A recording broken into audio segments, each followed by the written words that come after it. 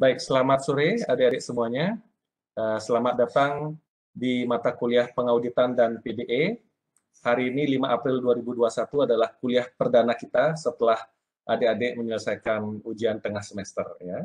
Sampai dengan materi terakhir untuk ujian akhir semester, saya yang akan mengampu mata kuliah ini. Ya. Terima kasih sudah bersedia belajar pengauditan dan PDE, ya, dan tetap semangat ya.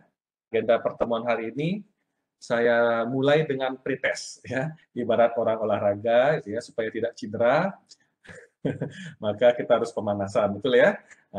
Jadi sebelum kita mulai perkuliahan, saya coba ajak adik pemanasan gitu ya. Tidak perlu lama-lama, cukup saya kira 5 menit ya, hanya ada 4 soal. Saya kira adik-adik bisa menjawab dengan sempurna ya. Jadi kita akan mulai dengan pretest. Saya kasih waktu 5 menit, saya kira cukup ya, pemanasan nggak perlu lama-lama ya. 5 menit nanti kita bahas, baru kemudian nanti masuk ke agenda berikutnya ya. Supaya adik fokus, saya off dulu kamera dan audionya ya. Oke, selamat mengerjakan. 5 menit.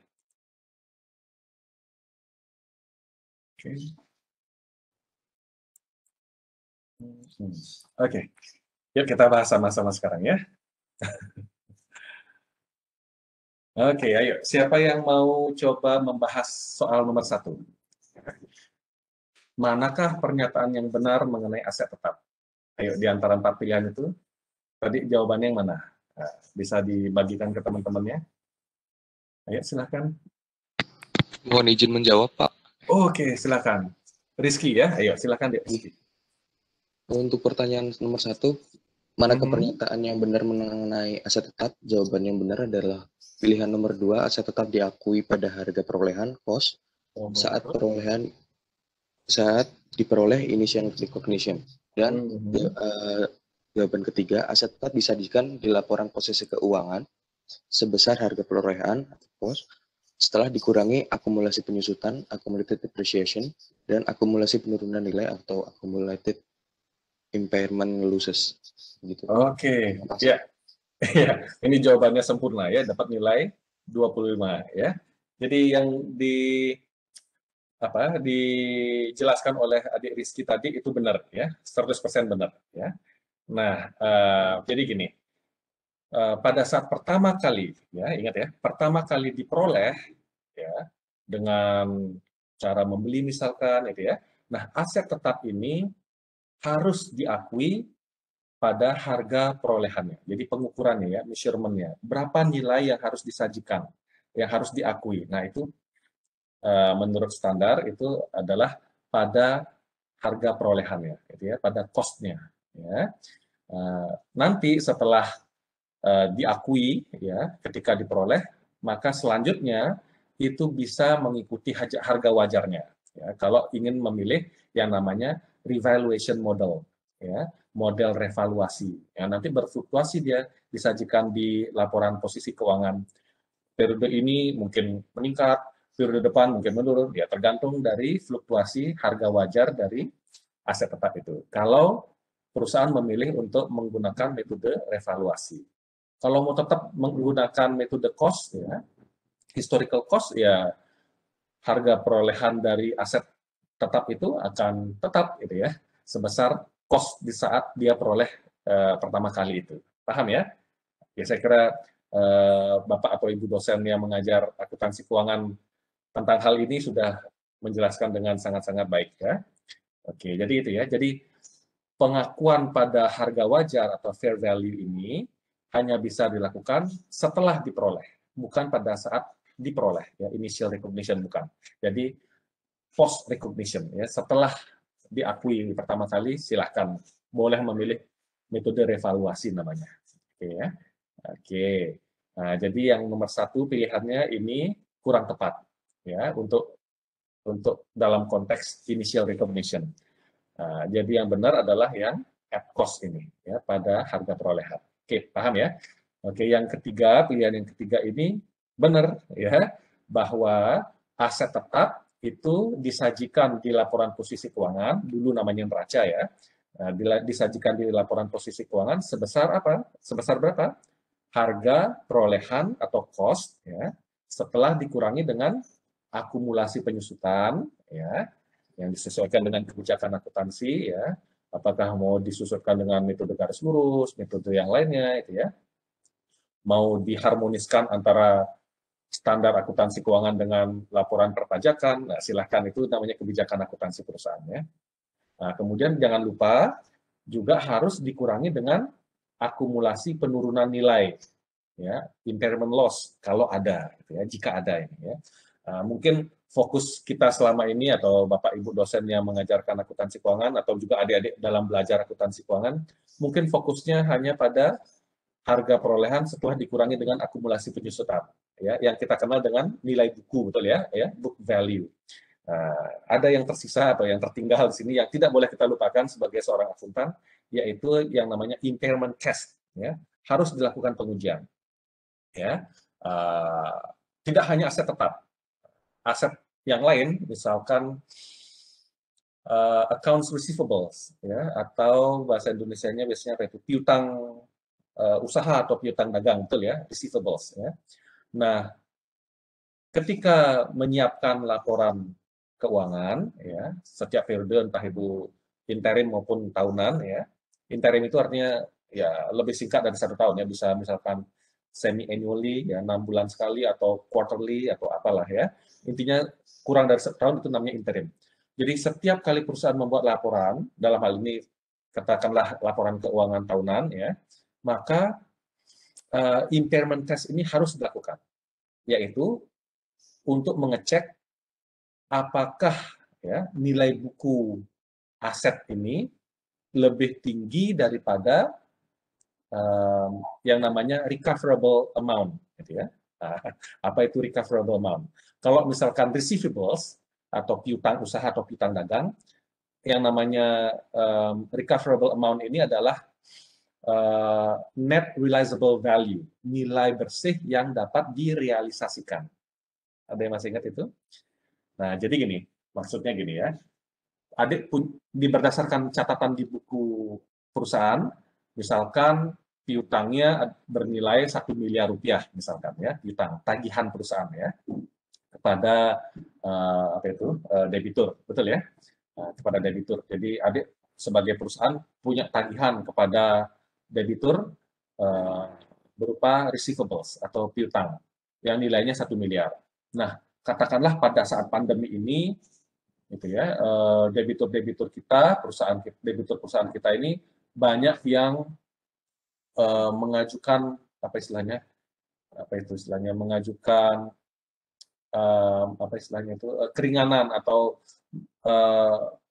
menyatakan bahwa mereka sulit untuk membayar kewajiban-kewajiban mereka, gitu ya. Artinya juga bahwa perusahaan mengalami kesulitan untuk menagih piutangnya, betul ya? Nah, jadi ada potensi kerugian piutang di sana, ya. Dan standar akuntansi mengharuskan perusahaan untuk menyajikan piutang dagang atau piutang usaha ini sebesar jumlah yang dapat direalisasikan. Nah, dengan adanya impairment test, maka perusahaan harus apa istilahnya itu mendapatkan bukti, gitu ya, konfirmasi dari debitur berapa jumlah yang tidak dapat ditagih, gitu ya, dan berapa jumlah yang dapat ditagih. Nah, gitu ya. Nah, jadi ada pengakuan beban kerugian piutang pada akhirnya nanti, dan juga nanti ada apa itu? Jadi debitnya beban kerugian piutang, kemudian ini kreditnya apa? Apa itu kalau bahasa Indonesianya ya? Ada yang tahu beban kerugian piutang pada apa yang dikredit? Semacam cadangan ya, cadangan kerugian piutang ya kalau di bahasa Indonesianya ya, betul ya. Jadi beban kerugian piutang di debit, kredit ini adalah cadangan kerugian piutang. Nah, cadangan kerugian piutang ini adalah kontrak account dari akun piutang dagang atau piutang usaha. Ya, kontrak account itu artinya akun yang mengurangi akun itu, ya, akun piutang dagang. Ya. Jadi piutang dagang disajikan di neraca atau laporan posisi keuangan, kemudian kontrak account-nya sebagai pengurangnya adalah cadangan kerugian piutang. Nah, nilai bukunya adalah selisihnya itu. Ya. Nah, itu namanya impairment test, ya. Jadi 1 miliar berdasarkan catatan di buku perusahaan, ya, 1 miliar itu adalah nilai buku dari receivables, tetapi kenyataannya banyak debitur yang kesulitan membayar kewajiban-kewajibannya, ya. Itu artinya nilai bersih yang terrealisasi itu lebih rendah daripada 1 miliar, gitu ya. Nah, jadi seharusnya perusahaan menurunkan nilai dari piutangnya dengan cara mengakui beban kerugian piutang di debit, di kreditnya dibentuk cadangan kerugian piutang. Nah, paham ya? Nanti disajikan di laporan posisi keuangan, nilai buku piutangnya adalah apa itu? Piutang, kemudian dikurangi dengan cadangan kerugian piutang. Nah, itu dalam konteks aset lancar ya, dalam hal ini piutang dagang atau piutang usaha. Nah, untuk aset tetap bagaimana? Sama pada prinsipnya. Setiap kali ingin membuat laporan keuangan atau sebelum membuat laporan keuangan, impairment test ini atau pengujian impairment ini harus dilakukan. Ya. Misalkan bisa saja aset tetapnya sudah rusak, gitu ya. Kemudian misalkan ya, teknologinya sudah usang dan sebagainya. Jadi ada banyak faktor yang menyebabkan nilai buku ya yang ada di catatan perusahaan mengenai aset tetap itu lebih tinggi daripada recoverable amount-nya. Nah, apa itu recoverable amount? Dalam konteks aset tetap ini itu adalah estimasi manfaat ekonomi yang diterima oleh perusahaan dari aset tetap itu di masa yang akan datang. Ya, jadi present value dari estimasi manfaat ekonomi yang diterima perusahaan dari aset tetap itu di masa yang akan datang, gitu ya. Jadi semuanya itu di-present value-kan. Adik paham present value ya? Jadi kalau perusahaan punya kendaraan atau mobil, ya, dan mobil itu digunakan untuk operasional perusahaan, maka setiap periode ke depannya itu ada estimasi manfaat ekonomi ya, Pak. Perusahaan bisa menghasilkan pendapatan ya jika perusahaan menggunakan mobil itu untuk operasional, betul ya? Nah, semua manfaat ekonomi yang diestimasi akan diterima di masa yang akan datang itu ditarik ke belakang, ditarik ke saat ini. Namanya present value, ya itu porsinya manajemen keuangan ya, mencari present value-nya. Nah, atau pendiskontuan istilahnya ya. Jadi berapakah present value dari estimasi economic benefits dari aset tetap ini di masa yang datang. Kalau kalau nilai buku dari aset tetap itu lebih tinggi daripada present value-nya tadi itu, maka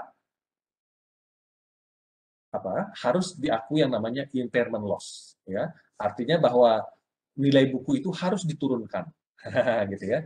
Jadi nilai buku dari aset tetap itu harus diturunkan dengan cara mendebit impairment loss, ini namanya beban ya, beban kalau di Indonesia kan mungkin beban penurunan nilai atau apalah ya bahasa Indonesia ya.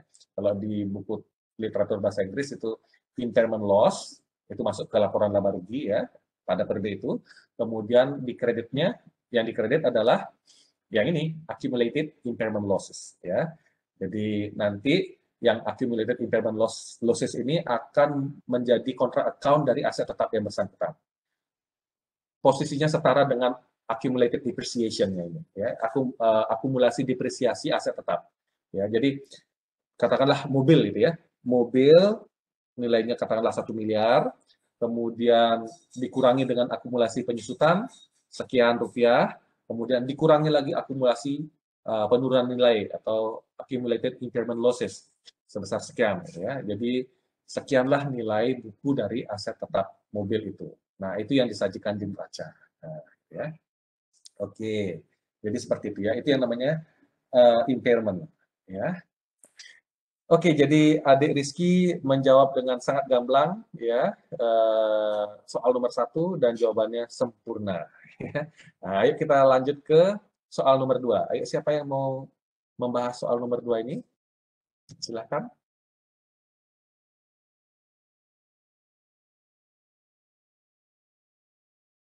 Nah, tadi sudah cowok, mungkin yang cewek sekarang siapa? Masa saya tunjuk? Nggak apa-apa ya, salah di sini nggak apa-apa ya. Kita sama-sama Saya belajar ingin ya. mencoba menjawab, Pak. Putu Guri Nitara, betul ya? Ya, Guri, Pak. Guri, ya. Silakan, Dek Ya. Guri. Ya. Saya baca soalnya juga, Pak.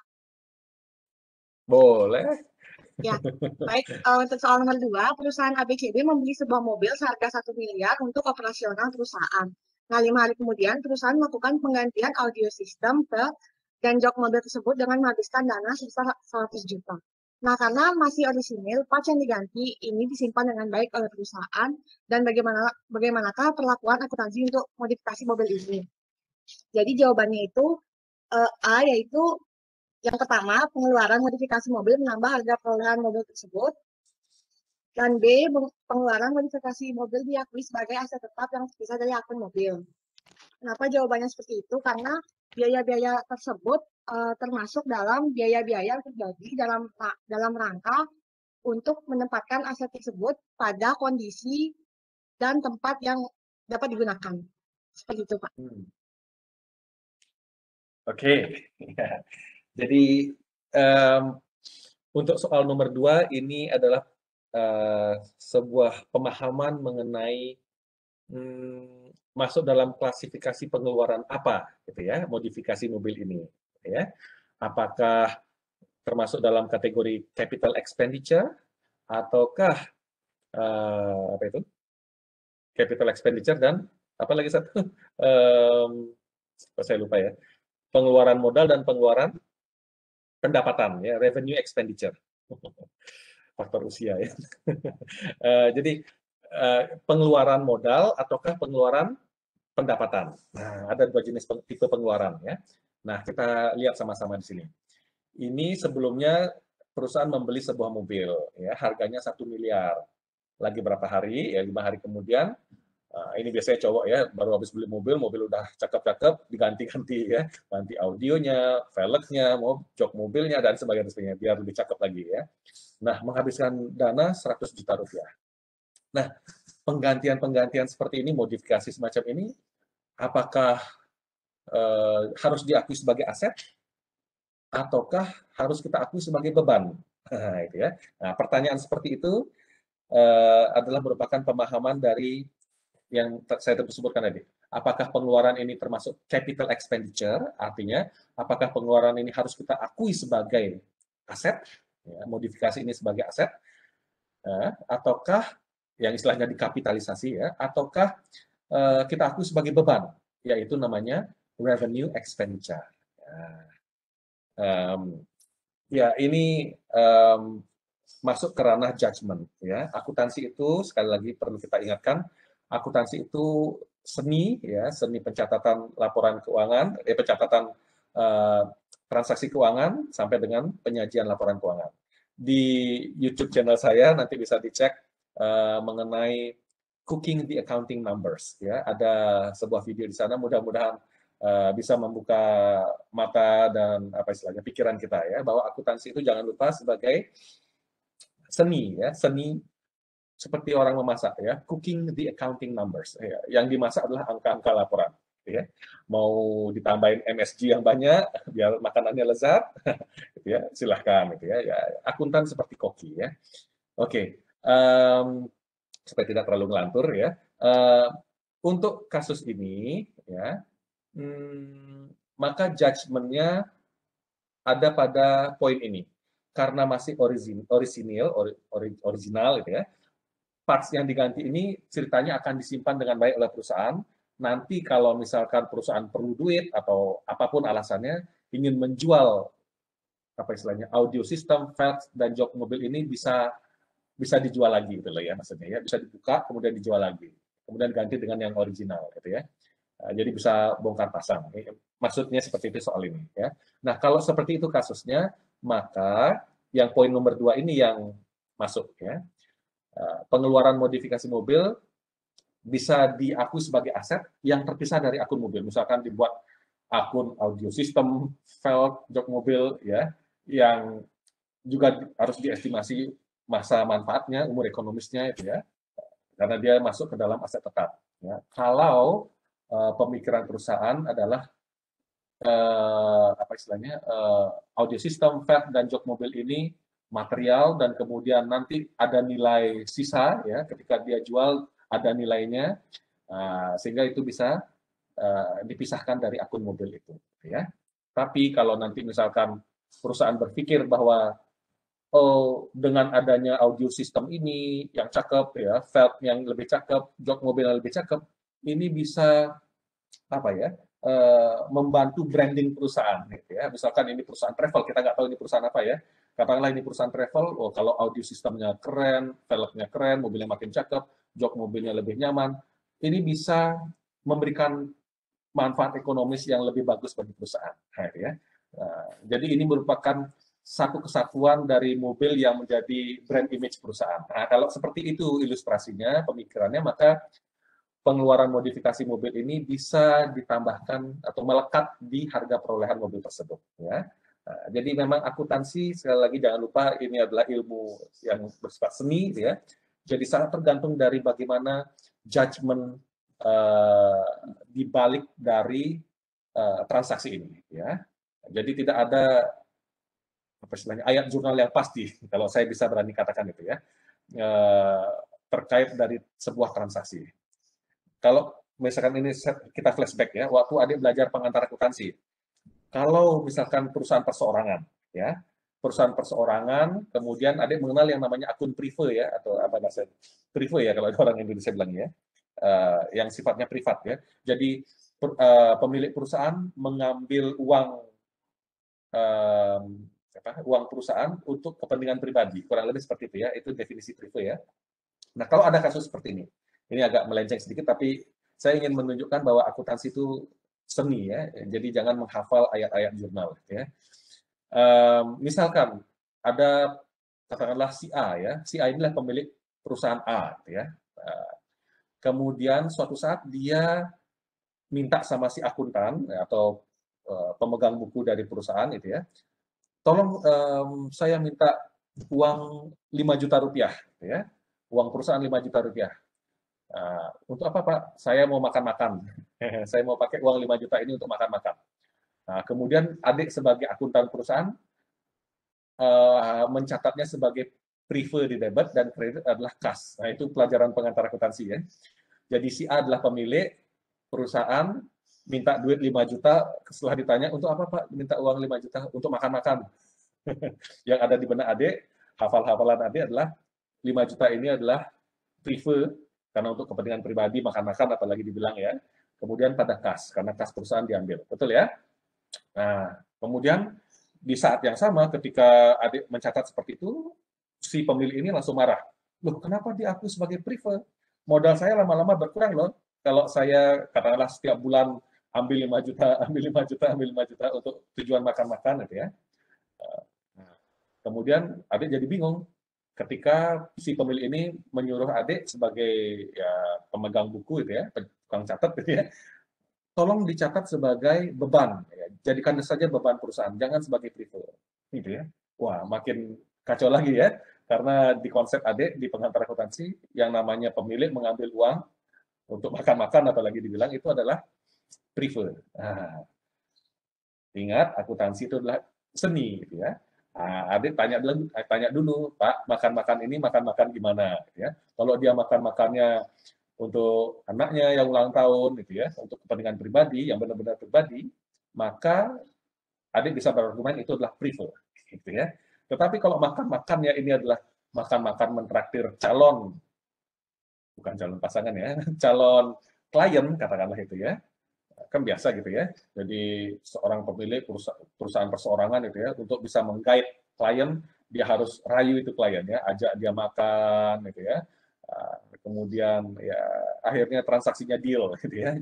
Nah, kalau itu adalah alasan makan-makannya, maka tidak salah kalau perusahaan mencatatnya sebagai pengeluaran, gitu ya, sebagai beban, gitu ya. Mengapa demikian? Ingat prinsip yang namanya matching principle. Pada saatnya nanti ya pendapatan akan di apa istilahnya di matching kan di apa bahasanya di apa itu matching ada yang batu matching itu apa bahasa ini ya prinsip matching principle bahasa Indonesia apa itu prinsip dipertemukan, betul ya, dipertemukan ya, matching principle. Jadi pada akhirnya nanti pendapatan-pendapatan akan dipertemukan, di match dengan beban-beban, betul ya konsepnya. Nah, kenapa pengeluaran yang tadinya kita duga personal ini bisa kita akui sebagai beban? Itu karena ada judgement di belakang transaksi itu bahwa makan-makan itu adalah makan-makan bersama klien yang berpotensi menimbulkan manfaat ekonomis di masa yang akan datang, gitu ya. Kalau jadi klien perusahaan, betul ya. Jadi ini bisa dijadikan sebagai beban yang nanti bisa dimatchingkan dengan pendapatan dari klien tadi itu yang diajak makan-makan itu, gitu ya. Disinilah seni dan uniknya pencatatan transaksi dalam akuntansi. Ya. Jadi jangan menghafal jurnal, tetapi mencoba memahami konteksnya. Itu pesan dari pelajaran ini, ya, dari informasi yang saya sampaikan ini.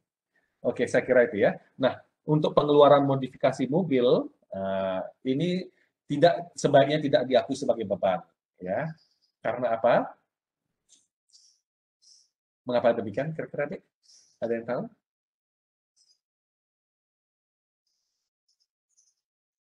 Karena audio system, velg, jok mobil itu memiliki umur atau masa manfaat yang lebih dari 1 periode akuntansi, ya. Sehingga karena alasan itulah sebaiknya tidak diakui sebagai beban, ya, tetapi bisa dikapitalisasi dan nanti setiap periodenya bisa didepresiasi, gitu ya, karena diakui sebagai aset. Oke, saya kira adik sudah paham sampai level ini, ya. Oke, sekarang nomor 3, ya, ini konteksnya sedikit berbeda. Ada yang mau membahas ini, siapa? Jadi bagus sekali tadi adik Guri untuk membahas yang nomor 2. Silakan yang lainnya, kasih kesempatan yang lain. Siapa yang mau? Saya, Pak. Iya, Kadek Anggi, Cynthia Dewi, betul ya? Iya. Panggilannya siapa ini? Anggi atau Cynthia atau Dewi atau Kadek? Anggi. Anggi, ya. Silakan Dek Anggi, silakan nomor 3. Nomor 3, perusahaan ABCD membeli sebuah mobil seharga 1 miliar rupiah untuk operasional perusahaan. Setiap hari perusahaan mengeluarkan dana sebesar 500.000 untuk pembelian bahan bakar mobil atau Pertamax, di mana bagaimana perlakuan akuntansi untuk pembelian bahan bakar mobil ini. Jadi jawabannya yang ketiga, yaitu bahan bakar mobil diakui sebagai beban pada saat terjadinya. Ya, ya, oke. Wah, pintar-pintar semuanya ya. Jadi yang nomor 3 ini straightforward ya. Ini adalah tipe pengeluaran pendapatan, istilahnya ya. Revenue expenditure. Mengapa disebut revenue expenditure? Karena nanti pada akhirnya expenditure ini atau pengeluaran ini akan dikaitkan atau dipertemukan, di match dengan pendapatan, ya, sehingga ini adalah merupakan beban pada saat terjadinya. Ya. Mengapa demikian? Mengapa lagi? Karena perusahaan mengaku ini sebagai beban karena ada estimasi atau ekspektasi bahwa di masa yang akan datang dengan melakukan pengeluaran ini perusahaan akan mendapatkan pendapatan. Ini kan tujuannya beli bensin untuk operasional, gitu, untuk jualan misalkan ya, untuk apalah pokoknya ya, yang berpotensi mendapatkan pendapatan bagi perusahaan ya di masa yang akan datang. Nah, ini masuk kriteria sebagai beban. Seperti tadi, makan-makan untuk makan-makan bersama klien supaya nanti pada akhirnya calon klien itu bisa menjadi klien perusahaan. Itu bisa sebagai beban, ya. Ini juga begitu, ya. Jadi pasti ini adalah merupakan expense bagi perusahaan, ya. Saya kira ini sangat clear ya. Oke, yang terakhir, wih pintar-pintar ya. Nomor 4, ayo siapa yang mau menjawab nomor 4? Calon A semua ini. Ayo, udah mulai panas ya. Satu lagi, ayo buruan. Mohon izin menjawab, Pak. Ya, silakan. Ade Ida Ayu Surya Maharani, betul ya? Ya, Panggilannya siapa ini? Video, Pak. Bagaimana? Mohon maaf tidak menghidupkan video, Pak, karena... Oh, nggak masalah. Iya, nggak apa-apa. Ayo silakan dijawab, Adek. Siapa panggilannya? Surya? Atau iya, siapa? boleh. Dayu Surya. Oke, silakan, Dek. Yang nomor 4. Menangkap pernyataan yang benar, nomor 3, di mana mobil perusahaan yang rusak parah akibat kecelakaan maut dapat dikeluarkan dari laporan posisi keuangan, di mana kerugiannya itu akan dimasukkan ke dalam kelompok pos-pos luar biasa. Sekian. Oke, luar biasa ya. Pos-pos luar biasa jawabannya. Ya, kita coba bahas satu-satu ya, biar tidak terlewatkan. Saya coba yang ini. Ini benar atau salah? Aset tetap yang disajikan di laporan posisi keuangan adalah aset tetap yang dimiliki oleh perusahaan. Ini benar atau salah statementnya? Dimiliki perusahaan. Jadi nggak boleh ngakuin aset tetap yang dimiliki oleh orang lain. aset tetap tetangga, mobil tetangga nggak boleh kita akui sebagai aset tetap. Harusnya benar dong. Benar ya? Benar atau salah ini ya? Dimiliki oleh perusahaan. Ini saya punya mobil misalkan di parkiran, tetangga saya juga punya mobil di parkiran. Nggak boleh saya akui mobil tetangga sebagai mobil saya. Betul ya? Masuk akal dong? Nah, gimana nih? Ayo. Mohon izin menjawab, Pak. Ya, siapa ini? Rizky lagi? Ya, silakan deh. Ya, silakan. Kalau menurut saya, pernyataan pertama itu aset tetap disajikan di laporan posisi keuangan adalah aset tetap yang dimiliki oleh perusahaan, kurang tepat, Pak. Nah, karena kadang juga karena kadang ada seperti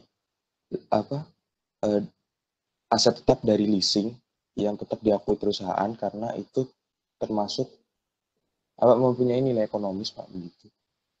Oke. Ya, masuk akal. Terima kasih. Benar. Saya paham maksudnya. Ya, 100 itu poinnya. Ya, jadi biar cepat ya, karena inti dari perkuliahan ini adalah pembahasan kasus ya. Ini hanya untuk pemanasan ya, tapi ini penting ya. Penting untuk jadi pemanasan.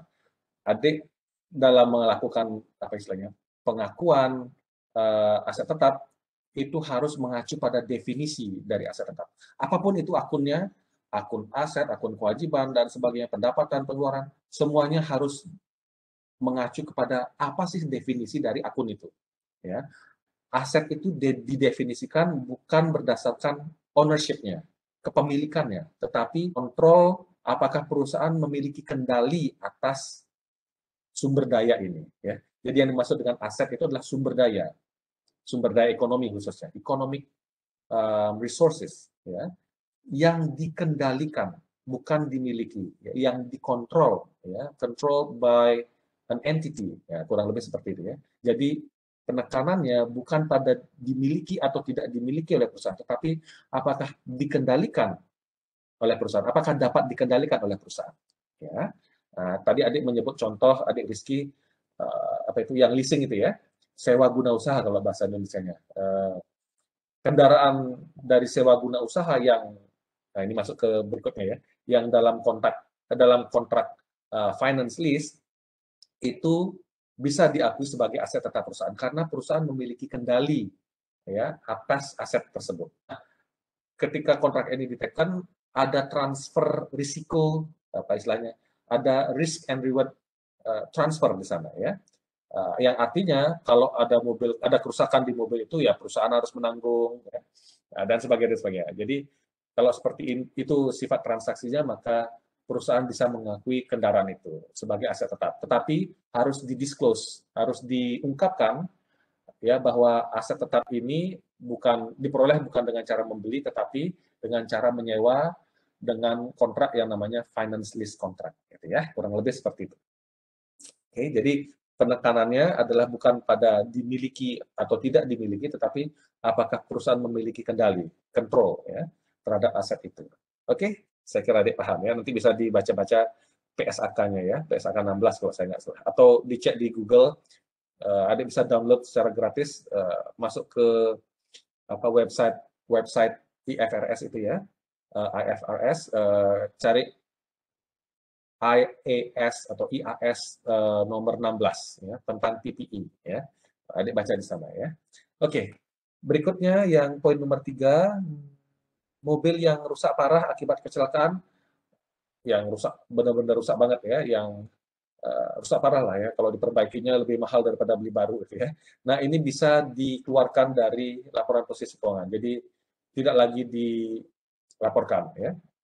Istilahnya de-recognition. Nah, itu juga ada di di IAS 16 ya. International Accounting Standard nomor 16 tentang PPE. Jadi bukan hanya mengenai recognition, pengakuan ketika diperoleh, tetapi juga ada de-recognition. Ya, salah satunya adalah kalau dia misalkan seperti ini kasusnya. Ya. Oke, saya kira adik-adik paham. Jadi yang benar adalah 3 poin ini. Bukan. Nah, ini salah, nomor 1 salah, ya, karena bukan dimiliki tetapi dikendalikan. Kemudian nomor 2, ini juga salah ya, maaf. Ya, nomor 2 juga salah. Harusnya diakui ya, diakui sebagai aset tetap dalam konteks finance lease contract ya. Tetapi kalau dia operating lease contract, itu operating lease itu sama seperti menyewa mobil biasa ya, tiap bulan sewa, kemudian mungkin nyewanya hanya sebulan atau 3 bulan gitu ya.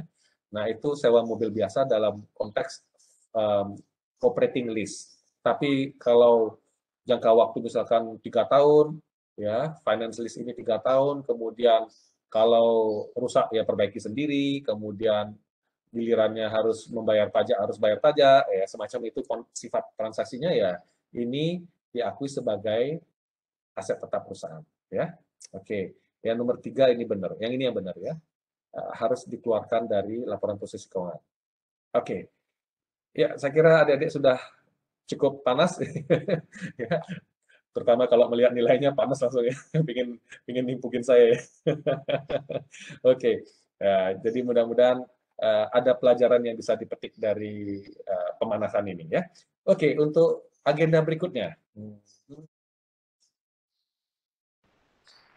Baik, mohon izin untuk mempresentasikan materi hari ini. Baik, selamat sore Bapak dosen dan teman-teman semuanya. Jadi di sini kami kelompok 7 dengan saya sendiri Kade Anggi Sintia Dewi dengan NIM akhir 125 dan rekan saya Putu Indi Surya Kinanti dengan NIM 122. Jadi kami akan membahas tentang modul 7 yaitu siklus perolehan dan pembayaran aset tetap. Jadi kita dimulai di halaman 114 di buku 2, di mana itu kita akan membuat schedule tentang aset tetap.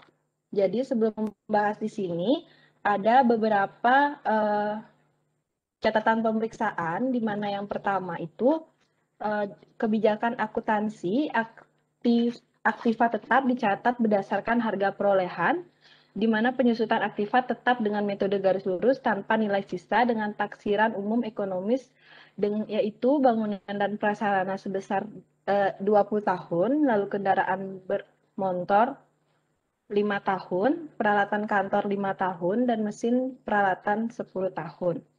Jadi di sini kami akan melakukan jurnal koreksi.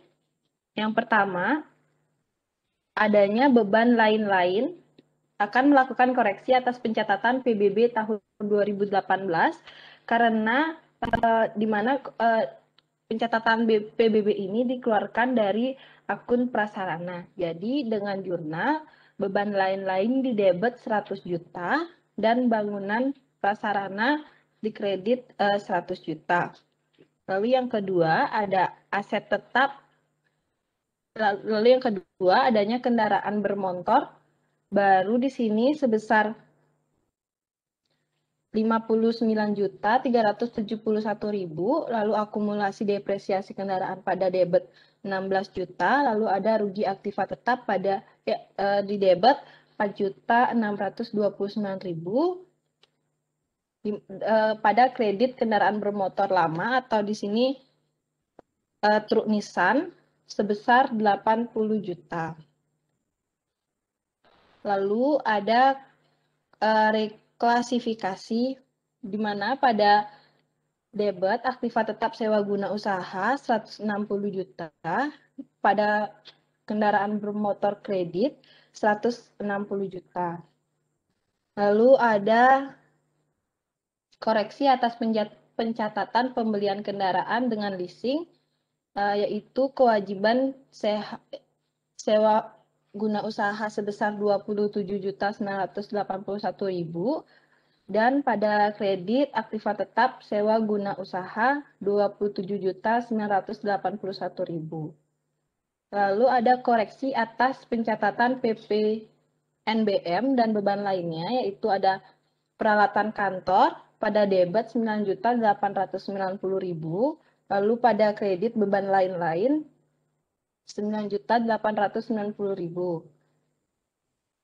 Lalu pada jurnal JJ nanti adanya koreksi atas pencatatan penjualan komputer, yaitu pada debit akumulasi depresiasi peralatan kantor sebesar 1.600.000, lalu pada debit juga rugi aktiva tetap sebesar 400.000 dan peralatan kantornya 2 juta. Lalu ada koreksi atas perhitungan beban penyusutan tahun 2017, yaitu akumulasi depresiasi bangunan dan prasarana pada debit 67.250.000, lalu pada akumulasi depresiasi kendaraan bermotor pada debit 168.181.600 rupiah, lalu akumulasi depresiasi peralatan kantor pada debit 15.489.200 rupiah, pada depresiasi beban operasi di kredit sebesar 183.670.800 rupiah, dan depresiasi beban produksi tidak langsung pada kredit sebesar 60.250.000. Lalu untuk koreksi untuk mencatat beban penyusutan aktiva leasing, di sini ada beban depresiasi sebesar 22.3.167 rupiah dan akumulasi depresiasi aktiva sewa guna usaha sebesar 22.3.167 rupiah.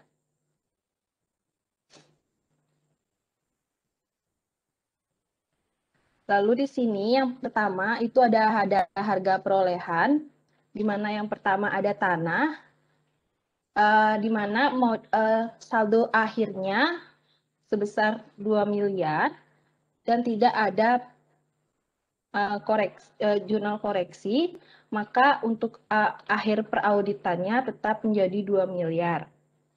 Lalu untuk yang kedua ada bangunan dan prasarana, di mana saldo akhirnya sebesar 2.950 miliar rupiah. Lalu adanya jurnal koreksi tadi di kredit sebesar 100 juta, maka akhir dari hasil perauditannya sebesar 2.850.000 rupiah. Lalu yang ketiga ada mesin dan peralatan, di mana saldo akhirnya sebesar 820 juta rupiah dan tidak ada jurnal pengkoreksiannya. Jadi untuk hasil akhir perauditan 820 juta rupiah. Lalu ada kendaraan bermotor. Di sini saldo akhirnya 950.980.000 rupiah. Lalu untuk pari dalam debitnya sebesar 59.371.000 dan untuk di kredit 80 juta. Jadi untuk hasil akhir perauditannya sebesar 770.729.000. Lalu ada peralatan kantor, di mana saldo akhirnya sebesar 188.881.000 dan hasil dari pari kreditnya sebesar 9.890.000 dengan hasil akhirnya yaitu 117.565.000.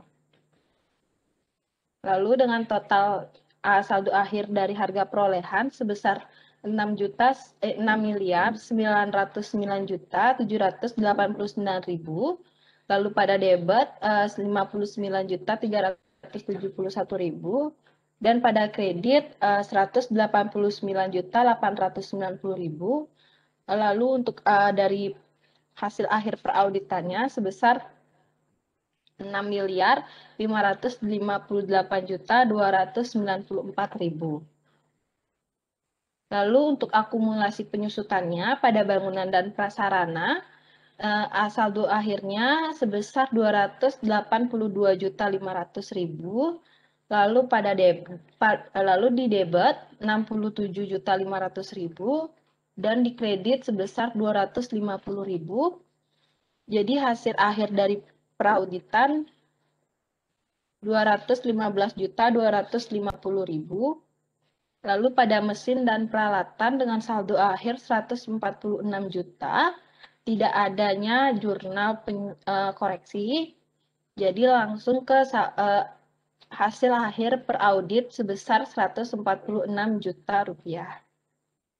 Lalu pada kendaraan bermotor dengan saldo akhir sebesar 520 juta 349.000, di mana pada debit 162 juta 178.433 rupiah, dan hasil dari perauditannya sebesar 358.170.567 rupiah. Lalu ada peralatan kantor, di mana hasil akhirnya sebesar 87.810.800 rupiah, dengan dengan debit 17.667.200 rupiah, dan pada kredit sebesar 1.978.000 dengan hasil akhir perauditan sebesar 72.121.600 rupiah. Dengan subtotal pada akumulasi penyusutannya sebesar 1.036.659.800 rupiah. Lalu di pada debit dengan hasil 243.345.633 rupiah. Lalu pada kredit sebesar 2.228.000 dan hasil akhir perauditan akumulasi penyusutan sebesar 791.542.167 rupiah. Lalu pada nilai bukunya di sini, saldo akhirnya sebesar 2 miliar dan hasil perauditannya juga 2 miliar. Lalu adanya bangunan dan prasarana sebesar 2.667.500.000 rupiah dengan dikreditkan 32.750.000 dengan hasil akhir peraudit yaitu 2.634.750.000. Lalu mesin dan peralatan sebesar saldo akhirnya 674 juta, serta nilai akhir perauditannya juga 674 juta. Lalu ada kendaraan bermotor sebesar 430.559.000 rupiah.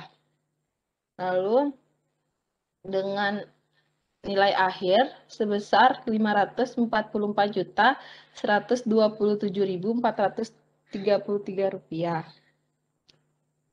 Lalu adanya peralatan kantor sebesar 101.070.200 rupiah dengan hasil akhir perauditan sebesar 126.049.400.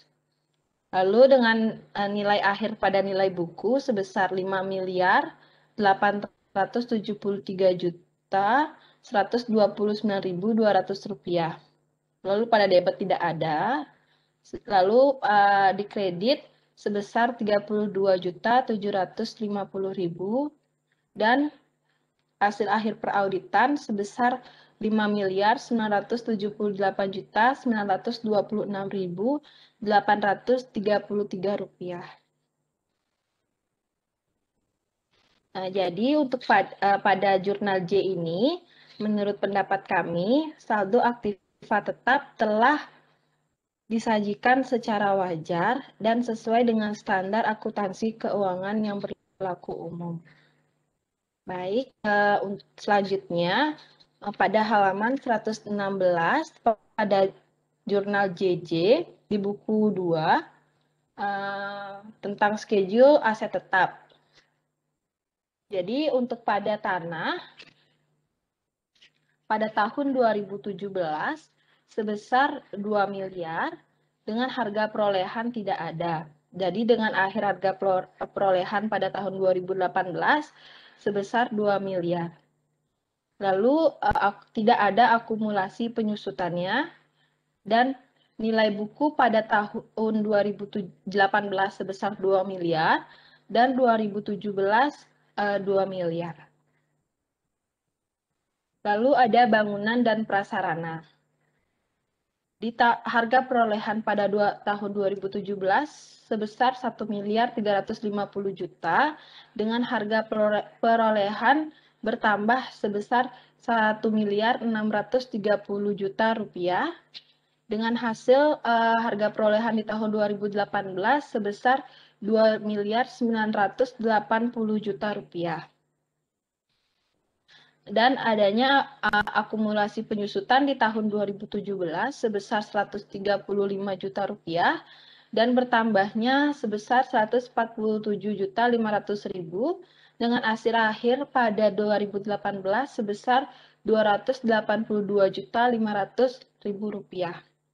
Jadi nilai buku pada tahun 2018 sebesar 2.697.500.000 dan 2017 1 miliar 215 juta rupiah. Lalu pada mesin dan peralatan. Harga perolehan di tahun 2017 sebesar 420 juta rupiah dengan tambahan harga perolehan sebesar 400 juta rupiah. Maka pada akhir 2018 harga perolehan sebesar 820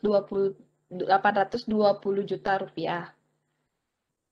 Lalu ada akumulasi penyusutan di tahun 2017 sebesar 84 juta dan bertambah sebesar 62 juta rupiah dengan hasil akhir sebesar 146 juta rupiah.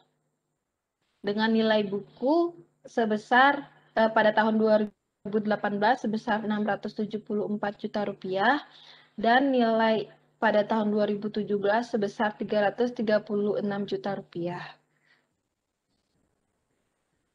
Lalu pada kendaraan bermotor, pada harga perolehan 2017 sebesar 550.279.000 dengan bertambah harga perolehan sebesar 400.629.000, maka harga perolehan pada tahun 2018 sebesar 950.908.000 rupiah.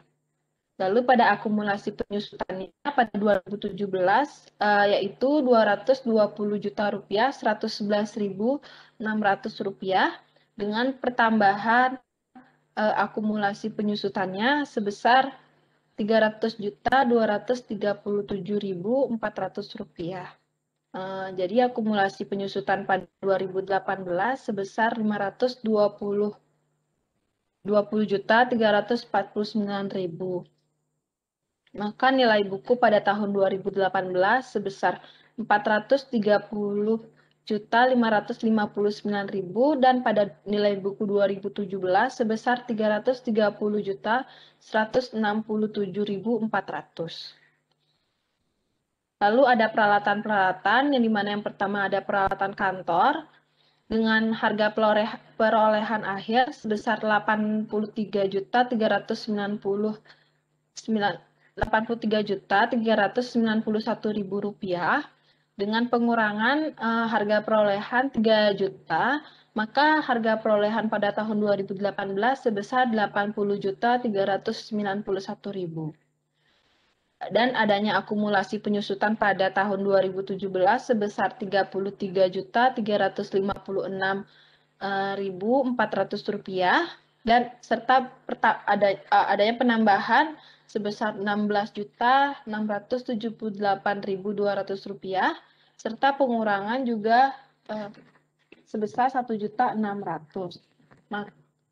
Maka akumulasi penyusutan tahun 2018 sebesar 48.434.600 rupiah maka nilai buku pada tahun 2018 sebesar Rp31.956.400 dan pada 2017 sebesar Rp50.034.600. Lalu ada komputer, printer dan program, di mana di sini adanya penambahan harga perolehan sebesar Rp106.490.000. Maka harga perolehan di tahun 2018 sebesar Rp106.490.000. Lalu adanya akumulasi penyusutan di tahun 2017 sebesar Rp19.320.000 dan bertambah sebesar Rp21.298.000. Maka akumulasi penyusutan di tahun 2018 sebesar Rp40.618.000. Maka nilai buku pada tahun 2018 sebesar Rp65.872.000. Lalu adanya berangkas CAPS, di mana harga perolehan di sini sebesar Rp9.890.000, maka harga perolehan akhir dari tahun 2018 sebesar Rp9.890.000. Lalu adanya akumulasi penyusutan 2017, adanya penambahan 2017 sebesar Rp100.978.000 dan bertambah sebesar Rp989.000.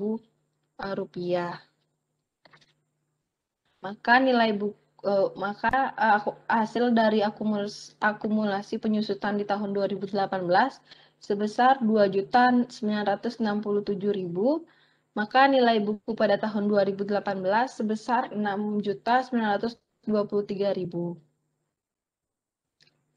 Adapun subtotal pada peralatan, di mana di harga perolehan bertambah sebesar Rp2.547.009.000. Lalu akhir dari tahun 2018 jadinya sebesar Rp196.771.000. Lalu pada 2018 sebesar Rp92.019.600 dan nilai buku pada tahun 2018 sebesar Rp104.751.400. Jadi total keseluruhan pada harga perolehan 2017 sebesar Rp403.670.000 dan pada tahun 2018 sebesar Rp6.947.679.000. Lalu akumulasi penyusutan pada tahun 2017 sebesar Rp491.788.000 dan pada 2018 sebesar Rp1.468.600 dan nilai buku pada 2018 sebesar Rp5.906.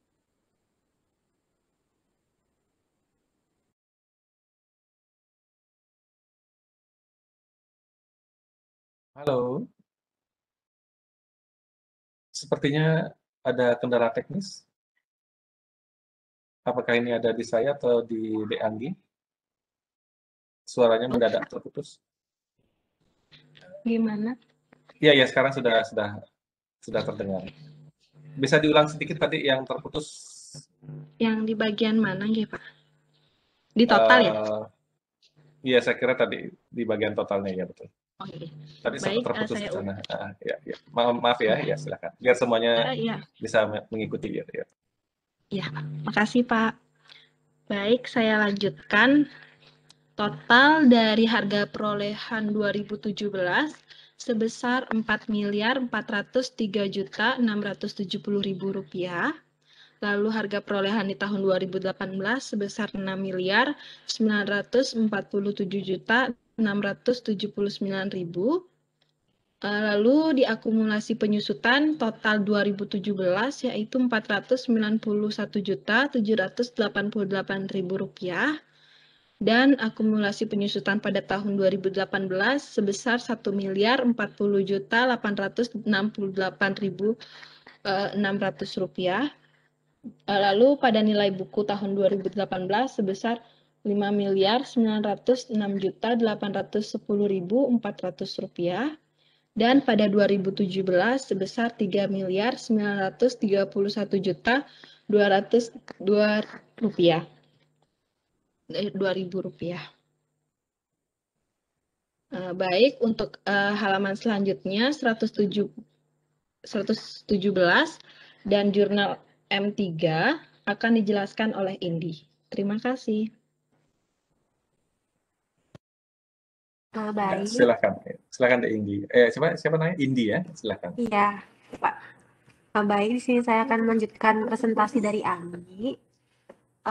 Melanjutkan pada indeks M3 mengenai schedule utang sewa jangka pendek.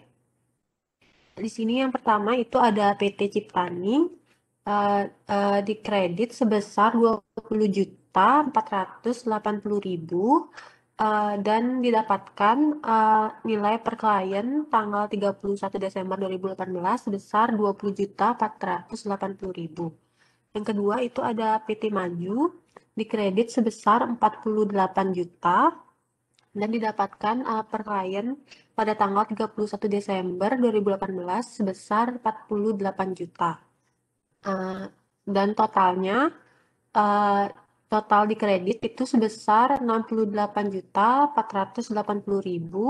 dan total per klien tanggal 31 Desember 2018 itu sebesar 68.480.000. Yang selanjutnya itu dengan catatan pemeriksaan. Yang pertama, terdapat sisa masa 8 bulan dengan angsuran tiap bulan sebesar 3 juta, angsuran pokok sebesar 2.560.000 dan bunga sebesar 440.000 pada PT Ciptaning. Mohon maaf salah ketik Bapak. Sedangkan PT Maju Sukses terdapat 14 bulan dengan angsuran tiap bulan itu sebesar 5.165.875 rupiah.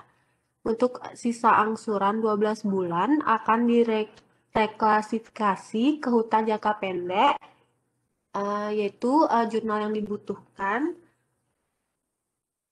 Yang pertama,